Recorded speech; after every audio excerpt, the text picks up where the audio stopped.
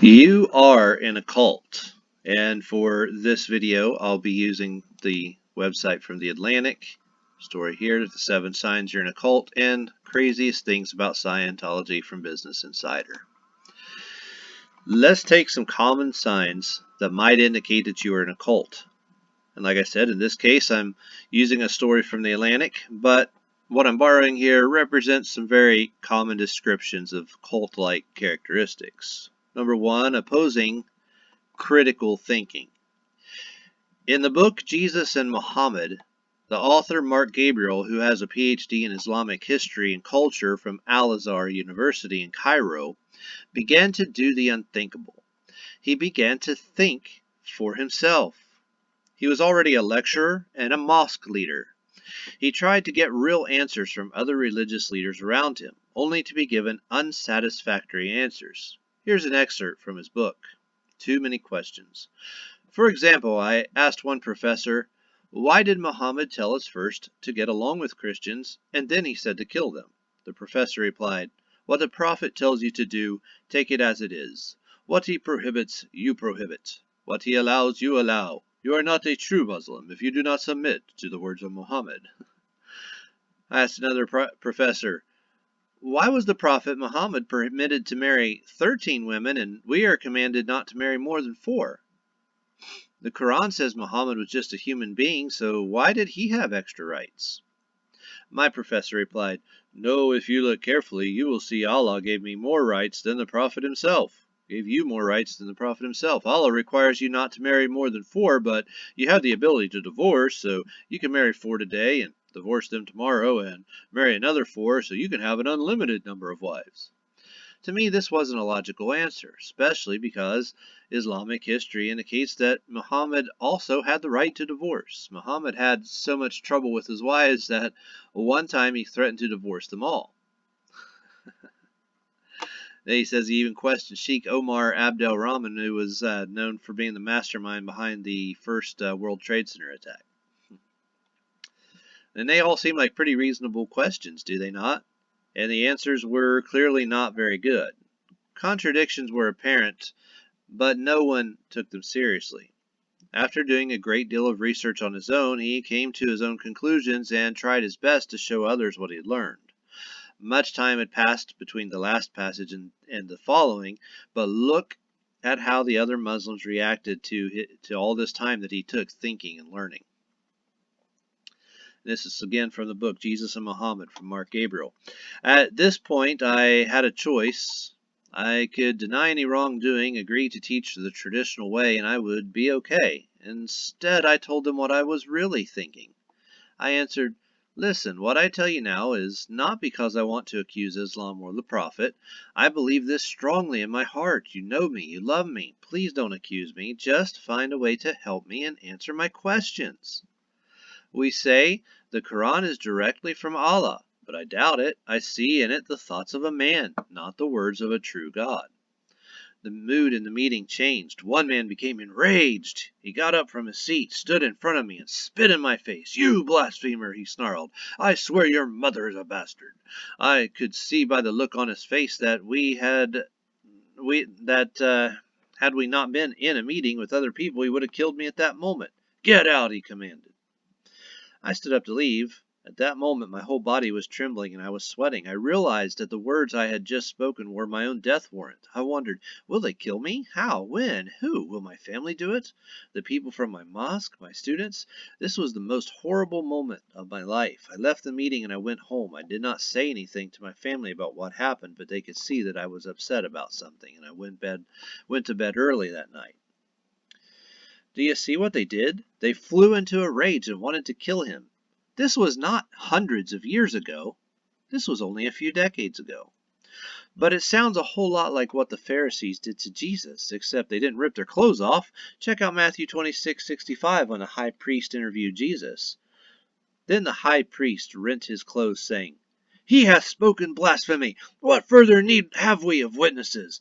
Behold now, ye have heard his blasphemy. The high priest believed he already knew all there was to know about the subject of the Messiah. There was no room for critical thinking. The fence around his mind was tall and thick, and not even the Messiah himself could cross it. Leah Remini, the actress, left Scientology and interviewed other ex-Scientologists who provided us with similar reactions inside the cult to critical thinking.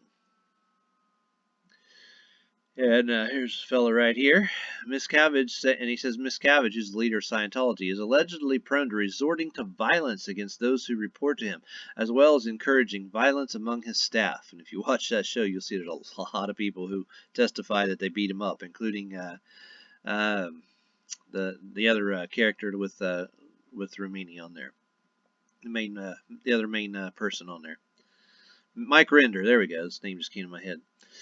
The Catholics seem to have a real hard time with critical thinking as well. Charles Chinnicky, a priest who once hired Illinois lawyer Abraham Lincoln to defend him against legal persecution by the Catholic Church, said this. This is from the book 50 Years in the Church of Rome by Charles Chinnicky. To make oneself believe that he can convert a piece of bread into God requires such a supreme effort of the will and complete annihilation of the intelligence that the state of the soul after the effort is over is more like death than life. These sorts of questions plagued this Catholic minister until he could do no more than to begin telling his congregations the truths he had learned for himself. And that's when the persecution began.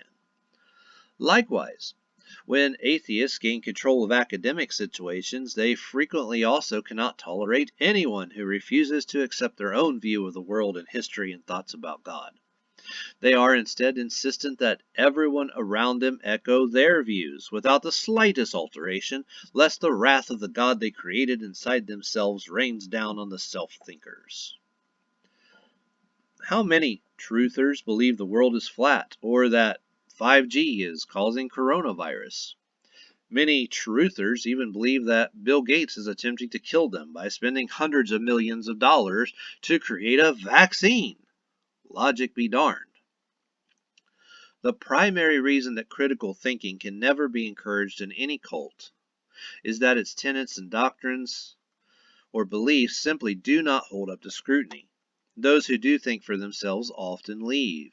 And that leads us to number 2. The second description of cult behavior, according to the Atlantic, is isolating members and penalizing them for leaving.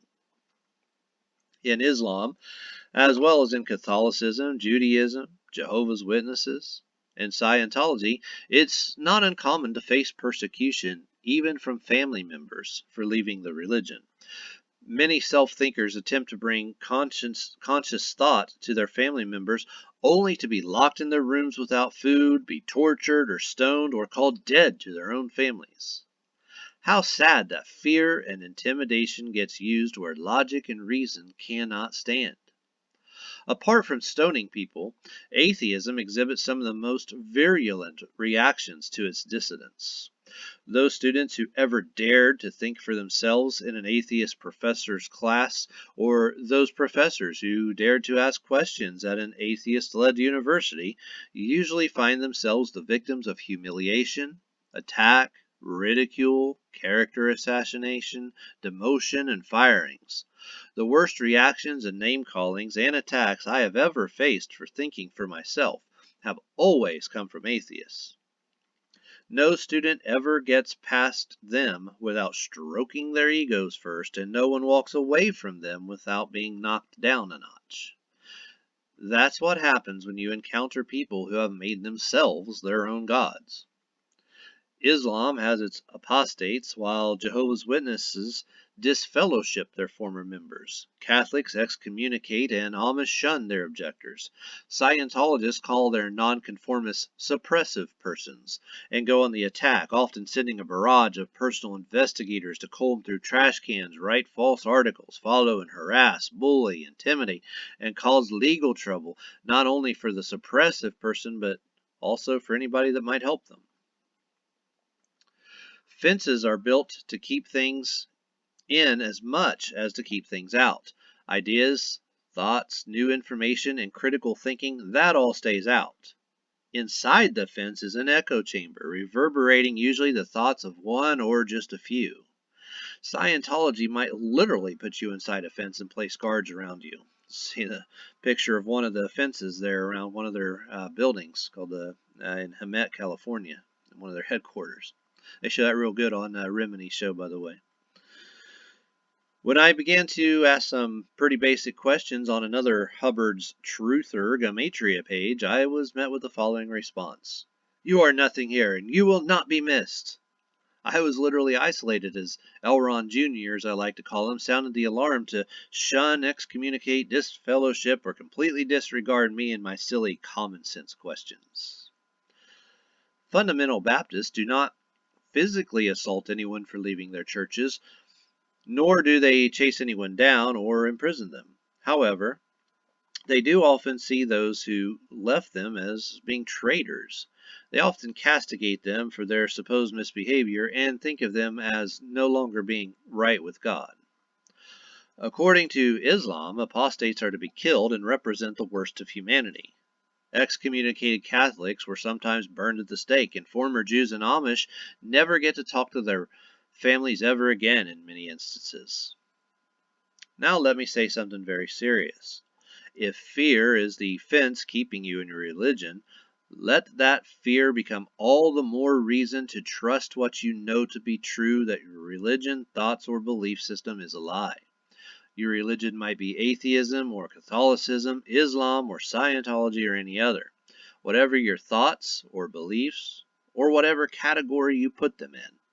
If you stay even partially because of fear, your thoughts, beliefs, or religions will not stand to scrutiny, and you already know it. Let fear fall to courage as you renew your strength and redouble your tenacity to leave, because the real fear that you feel is that you will waste your entire life living a lie. Worst yet, you will help perpetuate to others the very fear that has held you. Number 3, emphasizing special doctrines outside Scripture. Many atheists, regardless of what they might tell you, clearly have their own scriptures. Obscene adherence to scientific orthodoxy usually prohibits free thinking and allows many of them to create especially erroneous beliefs in the multiverse, dark matter, and the Big Bang singularity. For Muslims, this could be the many and vastly varying interpretations of the Hadith, or it could be the varying rants of the many interpretations of the Quran itself by imams. It could be the Sunnis versus the Shias, or it could be the more civil Muslims against the fundamentalists. For Catholics, the Pope claims he can sit on St. Peter's chair and speak ex cathedra and immediately overrule the Bible, the saints, previous popes, and even Jesus himself. It's no wonder that the Lateran councils have come up with such insidious and harmful rulings as priestly celibacy. Jehovah's Witnesses love to make a huge deal about not getting blood transfusions, not celebrating birthdays or holidays, and making sure to use the word Jehovah as the name of God. While none of this, of course, is ever explicitly stated in the Bible. Seventh-day Adventists built a whole religion around the idea that church services must be conducted on Saturday. Christian Science pretends that your mind can heal all your illnesses, while their founder, Mary Baker Eddy, is dead.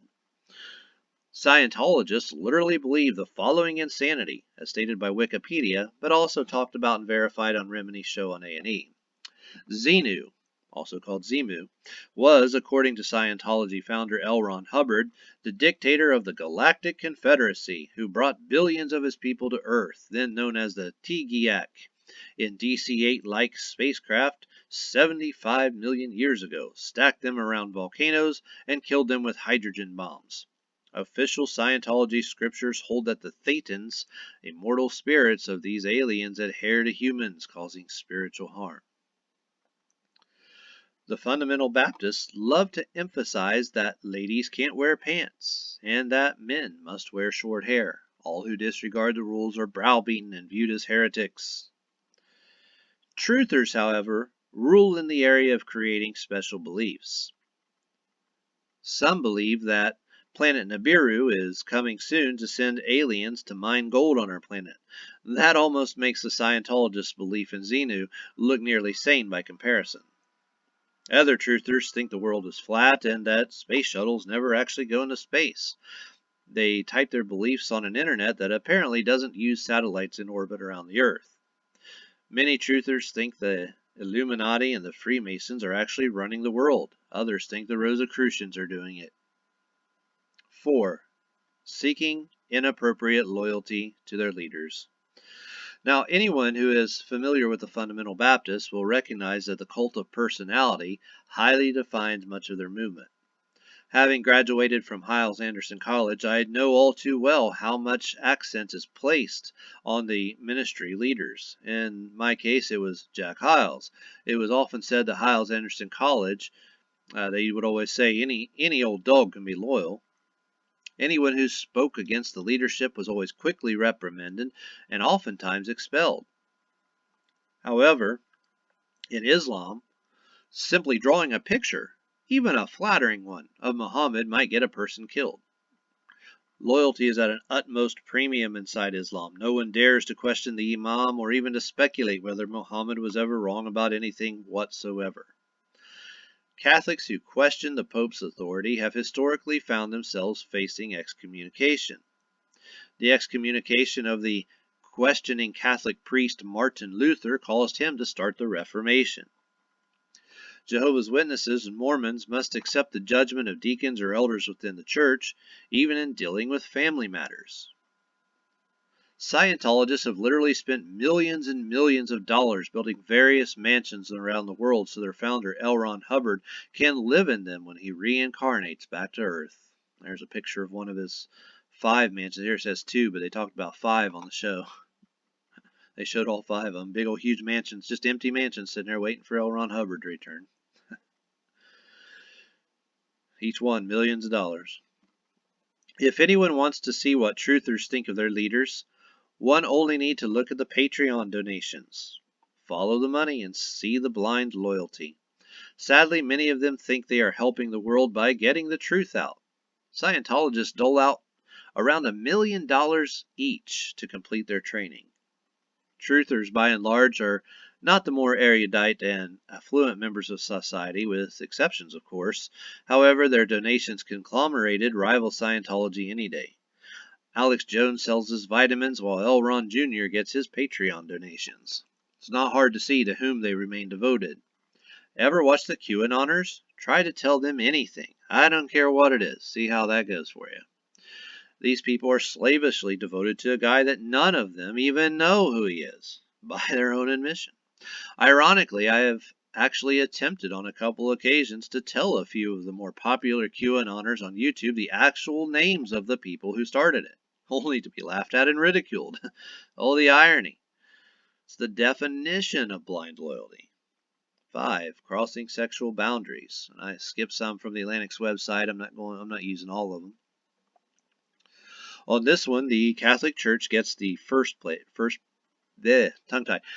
On this one, the Catholic Church gets the first place prize. Thousands of Catholic priests around the world are brought up on groping, rape, sodomy, and pedophilia charges each year. Charles Chinnicky talked about the same abuses going on in his day, as the 1850s and 40s. It doesn't represent a modern phenomenon. It's been going on for centuries. It doesn't represent a local phenomenon. It's worldwide. Islam, on the other hand, believes that little boys are meant to sexually service older men. This is more prevalent among the more fundamentalist sects, especially ISIS. However, in any majority Muslim country, women often report fear of going anywhere around men. If they are not accompanied, Islam teaches that men have a right to rape them. And since a woman's testimony is half that of a man's in Islam, they can't even complain about it in court. And if they tell their families about the rape, their families will often kill them for dishonoring them. The only reason I put Islam below Catholicism is that at least Islam tells you that it believes this is okay. Catholicism lies about its true intentions. Fundamental Baptists are routinely caught in scandal after scandal. Jack Hyles had his secretary, and Jack Scopp, who followed them, is currently serving jail time for taking an underage girl over state lines for sex. The same keeps happening in fundamentalist churches across the country. Atheists self-righteously do all the things that all the members of the various religions do. Then they judge the religious people for not just being open about it. They should love Islam for this, one would think, but by no means do they exercise some sort of better restraint or personal responsibility. by and large. There are exceptions for everything, of course. Truther Alex Jones sent child porn to the victims of Sandy Hook. In reality, your truther movements are largely run by the CIA, which runs most of the drugs in this country and protects pedophiles and rapists. Furthermore, most of your truthers belong to one of the religious groups already mentioned. Being a truther probably doesn't make anyone more prone to sexual deviancy, but it doesn't alleviate the problem either. Its worst crime is that it gives people a false sense that they are fixing the world while only fooling themselves. The Scientologists all believe that they are fixing the world by clearing it. Literally, they have to get people to a state that they call clear. This false sense of purpose keeps them in their echo chambers. That's what the CIA's purpose for the truther movement always is. Always follow the rabbit holes provided, discuss what is being discussed. Find only the truth that is put out there for you to find. Accomplish nothing. Final thoughts. The real truth rarely comes from the direction from which one thinks. Rather, it sneaks up on you and doesn't disclose itself. If you aren't open to it, it walks silently away, and you never know it was there. The truth reveals itself only through diligent research and openness. It comes only to those who keep a meek spirit and who are willing to tear everything down in their lives that they have already built on any other foundation. For most people, they must tear down everything more than once. I would say many times. But staying the same person 10 years from now that you are today is not okay. Everyone should grow. I invite each person listening on YouTube or reading this blog to search out the truth of Hugh Squire. Hugh knows the real history of your country. He understands how the CIA and publishers murdered millions through 9/11 and the subsequent war. Hugh has lived his entire life harassed and bullied by the same pedo gangs that raped him when he was 4 years old. His inventions, trademarks, and contracts are worth hundreds of billions of dollars. His family gave America computers, vans, washing machine transmissions, and many other machines and inventions. Better than that, Hugh doesn't want your money or financial support. He doesn't have a Patreon, doesn't sell t-shirts, and won't pretend to help you gamble better. He doesn't want a fan club, and doesn't have meetings or tell anyone what to do. Hugh wants justice for his murdered wives and fiancés. If you want to help real people and make a real difference, help Hugh get justice by learning and telling his story. Thanks for watching. Please like, share, and subscribe.